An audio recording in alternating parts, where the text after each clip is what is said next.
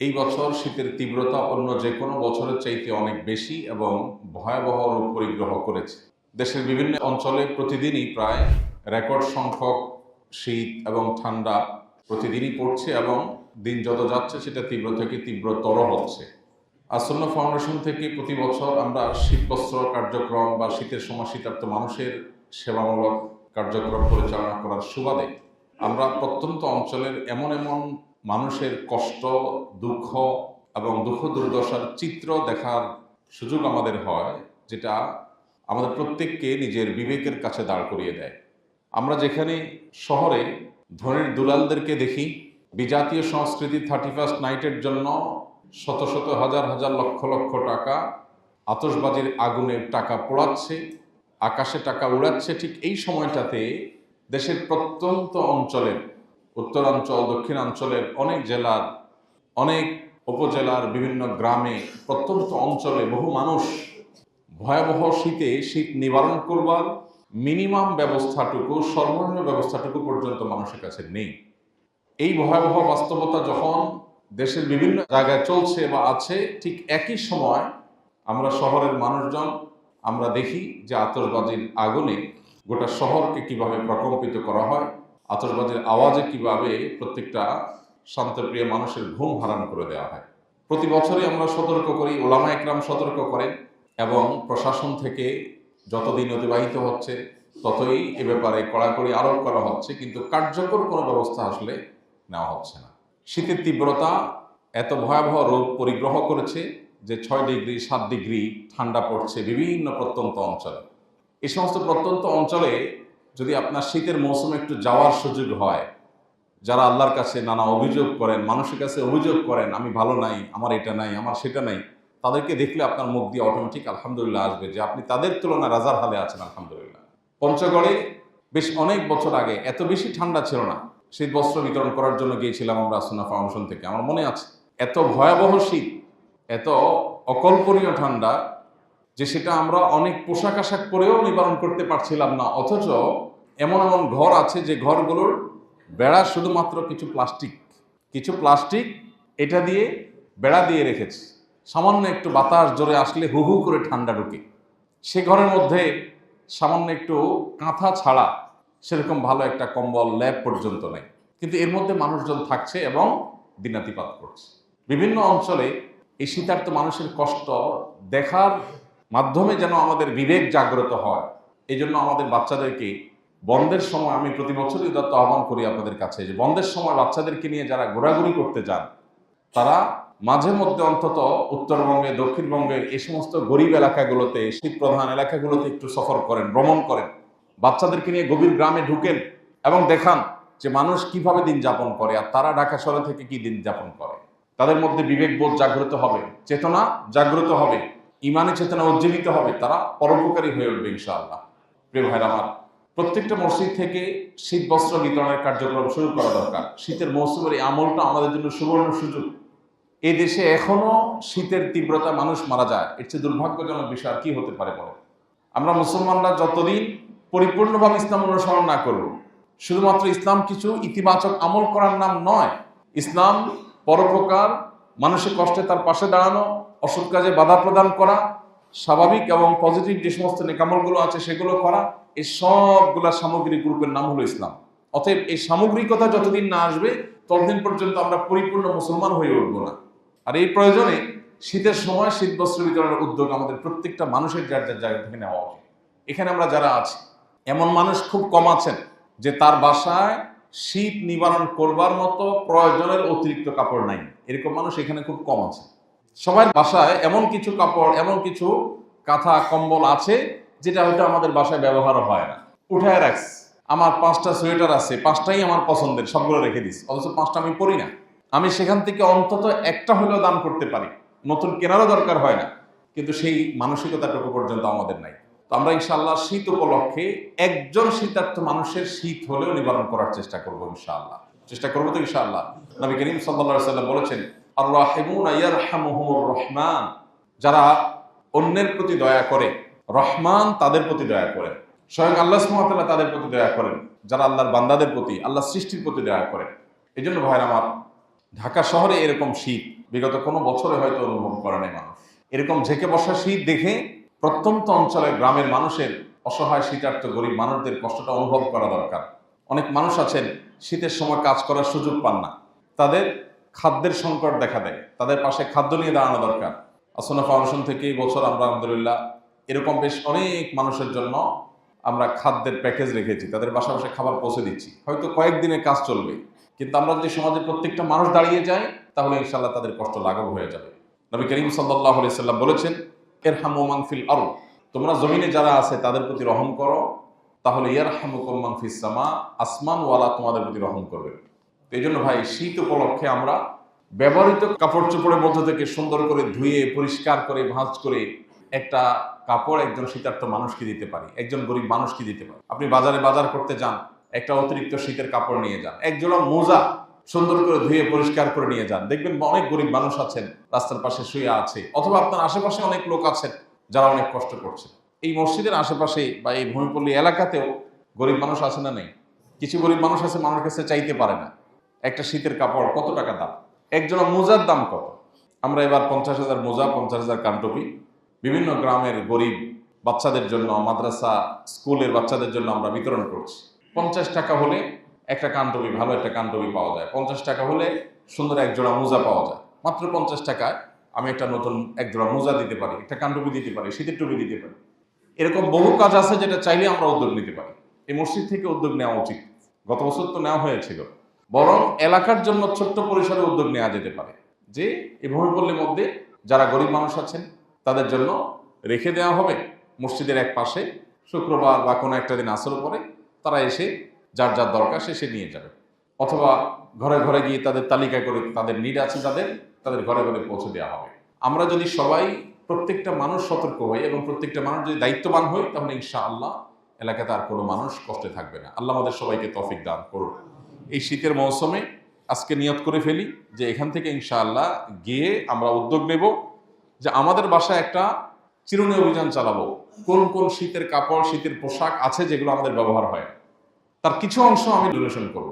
আর নতুন কিনে দিতে গেলে মাত্র 50 টাকা বাজেটে সম্ভব, অন্তত এক জোড়া মোজা চেষ্টা করবো তো ইনশাআল্লাহ। আল্লাহ আমাদের সবাইকে তৌফিক দান করুন। প্রিয় ভাইরা আমার, শীতের এই মৌসুমটিতে আরেকটি গুরুত্বপূর্ণ আমল আমাদের করবার সুযোগ আছে। প্রতি বছরই আমরা আপনাদেরকে স্মরণ করাই দিই, সেটি হলো শীতের সময় রাত অনেক দীর্ঘ হয়, অনেক বড় হয়। এই দীর্ঘ এবং বড় রাতে যদি সুন্নাহসম্মত লাইফস্টাইল মেনটেন করি, আমরা যদি আগে আগে ঘুমায় যাই তাহলে খুব সহজে আমাদের তাহাজ্জুদ পড়ার তৌফিক হবে। আবার একই সাথে শীতের সময় দিন যেহেতু ছোট হয়, ক্ষুধা এবং পিপাসা তুলনামূলক একটু কম লাগে, অতএব শীতের মৌসুমে খুব সহজে চেষ্টা করলেই নফল রোজা রাখা যায়। অন্য সময় যাদের রোজা রাখতে একটু কষ্ট হয়, শীতের সময় তাদের রোজা রাখতে সেই কষ্টটা সেভাবে হয় না। এই জন্য হাদিসে বর্ণিত হয়েছে আল গনিমাতুল বারিদা আস-সাওমু ফিশ শীতা, শীতের মৌসুমে রোজা রাখতে পারা এটা হলো শীতল সুবর্ণ সুযোগ। শীত মৌসুম উপলক্ষে এটা আমাদের রাখা দরকার।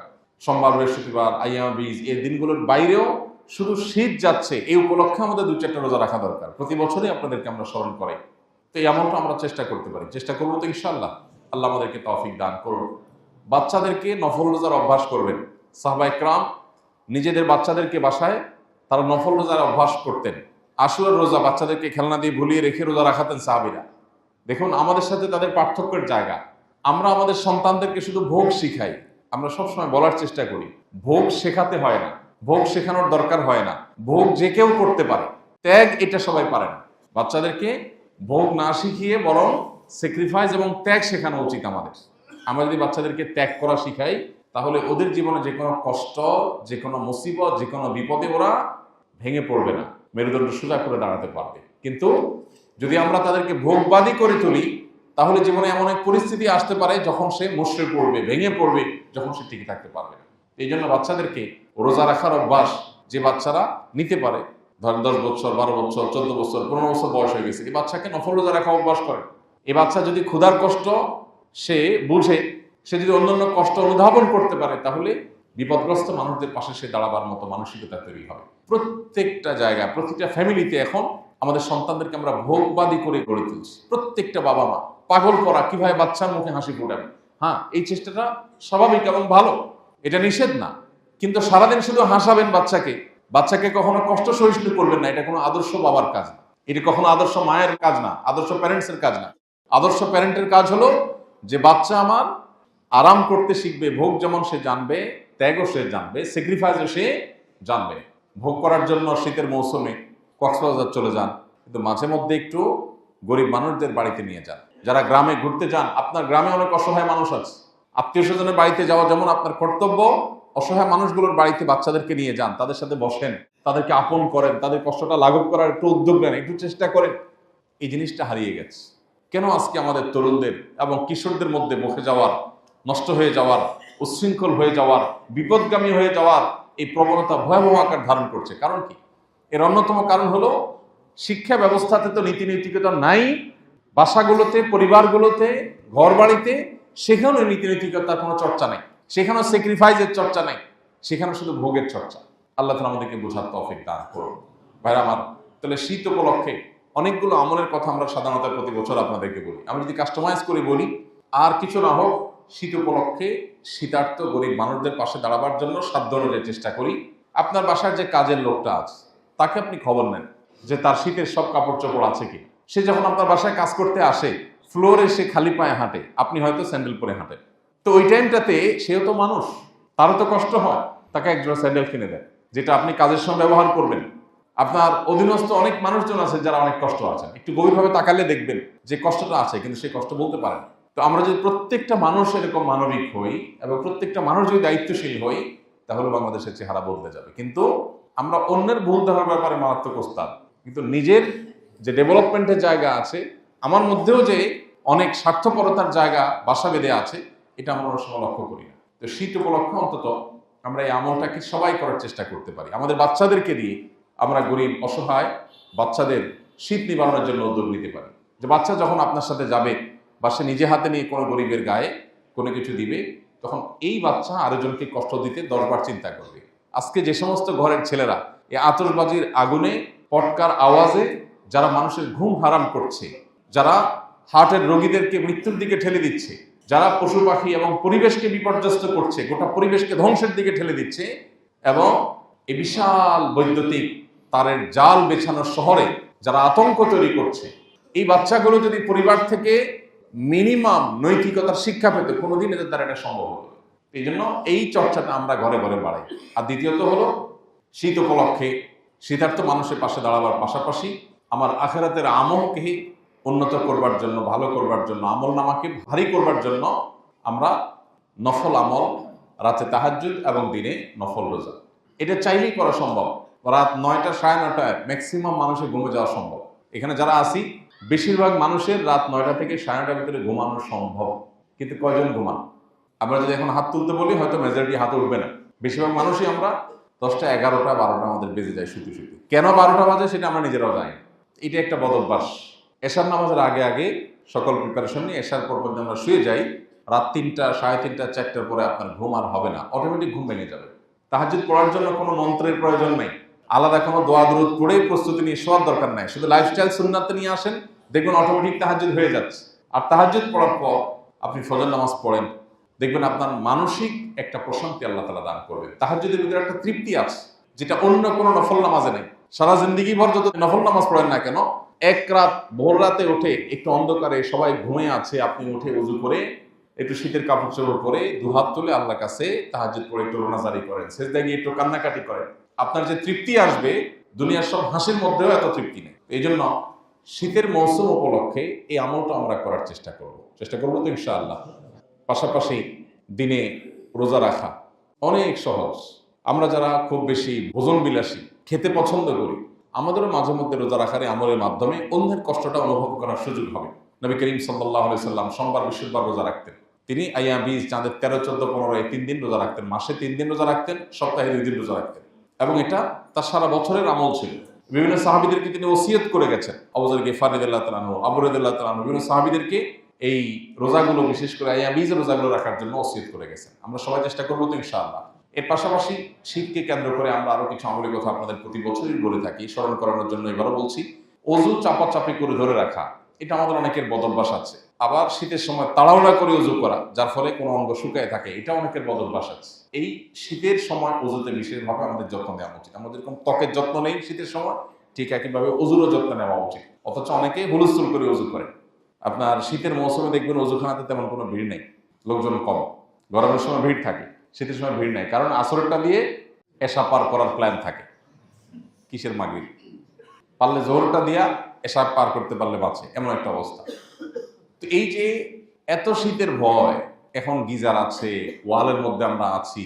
আপনি চিন্তা করেন, আজ থেকে ১৫০০ বছর আগে মক্কা মদিনাতে তখন এরকম আপনার দালান কোঠার ব্যবস্থা ছিল না, গিজারের ব্যবস্থা ছিল না, লাইনে পানির ব্যবস্থা ছিল না। আর মরুভূমির ঠান্ডা কত মারাত্মক সেটা তো বলার অপেক্ষা রাখে না।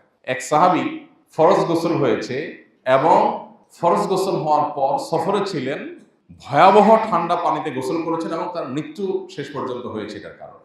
চিন্তা করা যায়, মানে কত ঠান্ডায় গোসল করলে বা কত ঠান্ডা পানিতে গোসল করলে একটা মানুষের মৃত্যু হতে পারে। কিন্তু তাদের আল্লাহর ভয় এত বেশি ছিল যে ফরজ গোসল হয়েছে, এখন বাঁচবো কি মরবো দেখা দেখিনি, আল্লাহর বিধান আমাকে মানতে হবে, যে শেষ। আর আমরা এত আরাম প্রিয় যে কোনোভাবে আমরা এটাকে কভার করতে পারি না। আবার অনেকে আছেন ফজর নামাজ গরমের সময় মাশাআল্লাহ পড়তে পারলো, শীতের সময় ফজর নামাজ পড়তে পারেন না, আছে না নেই? বহু লোক আছে। অনেক মসজিদে দেখা যায় ফজর নামাজের মুসল্লি অনেক কম। তো এই জিনিসগুলোকে জয় করা, এটা আমাদের অন্যতম একটা লক্ষ্য হওয়া উচিত, অন্যতম একটা টার্গেট হওয়া উচিত। আল্লাহ আমাদের সবাইকে তৌফিক দান করুন। বাচ্চাদেরকে আমরা অভ্যাস করব, নিজেরাও অভ্যাস গড়ে তুলবো ইনশাআল্লাহ। শীতার্থ মানুষের পাশে দাঁড়ানো, নফল আমল করা, অযুতে অলসতা না করা, শীতকে কেন্দ্র করে আর যে সমস্ত বিষয়গুলো আছে সেগুলো লক্ষ্য করা। শীত এবং গরমের তীব্রতা আমাদের জাহান্নামের কথা স্মরণ করিয়ে দেয়। জাহান্নামে ঠান্ডা দিয়েও শাস্তি দেওয়া হবে জাহান্নামীদেরকে। এই জন্য খুব বেশি তীব্র ঠান্ডা অনুভব করলে আমরা আল্লাহ তাআলার কাছে জাহান্নাম থেকে পানা চাইব। আল্লাহ আমাদের সবাইকে আমল তৌফিক দান। আস-সুন্নাহ ফাউন্ডেশন, উম্মার স্বার্থে সুন্নাহর সাথে।